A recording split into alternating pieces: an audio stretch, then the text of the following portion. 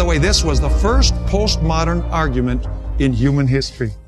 The idea that you can be your own source of ethics. Is that exactly what happened to Lucifer in heaven, according to what we read in Patriarchs and Prophets, and also in the Great Controversy? The identical thing. You can be your own source of decisions, your own source of ethics. Truth is relative. Right and wrong is just a matter of opinion. And that's what the world is teaching today. But now the question is, can we be sure that the expression, keep the commandments, in these verses in Revelation, refer to keeping the 10 commandments? Well, I want to go to several passages from Scripture to show that the expression, keep the commandments of God, refers to the 10 commandments. Notice Matthew 19 and verses 17 to 22.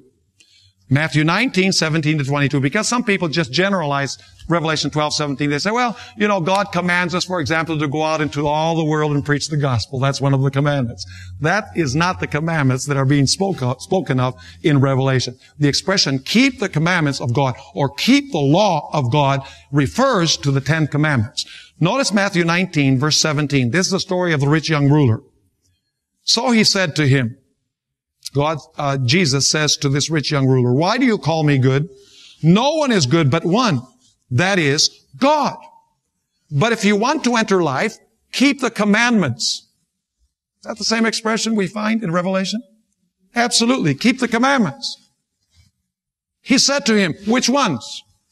What did Jesus mean when he spoke about keeping the commandments?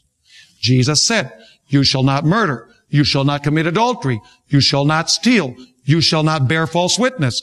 Honor your father and your mother. And you shall love your neighbor as yourself. Let me ask you, are those part of the 10 commandments?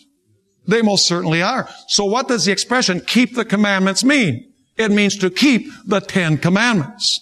And then notice verse 20. The young man said to him, all these things I have what?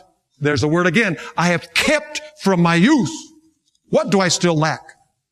And we're going to come back to this story in our next subject, because we're going to notice that he really wasn't keeping the 10 commandments. Jesus said to him, if you want to be perfect, go sell what you have and give to the poor, and you will have treasure in heaven, and come, follow me.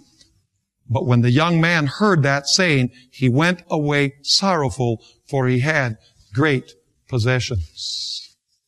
So what does the expression, keep the commandments, refer to in this story? It refers to keeping the 10 commandments.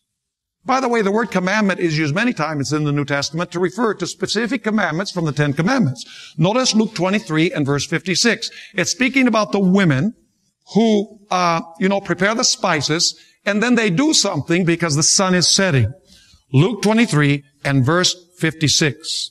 Then they returned and prepared spices and fragrant oils, and they rested on the Sabbath according to the commandment. Notice Mark 7, 9, and 10. By the way, that's the 4th commandment. That's the commandment that says, remember the Sabbath day to keep it holy. Now we're going to notice a passage where it speaks about the 5th commandment. Mark 7, 9, and 10. He said to them, all too well, you reject the commandment of God. Interesting. Same expression. Keep the commandments of God. Here it says, you reject the commandment of God that you may keep. Notice, you reject the commandment of God that you may keep, instead of the commandments, what? Your tradition. Now, which commandment is he referring to? For Moses said, honor your father and your mother.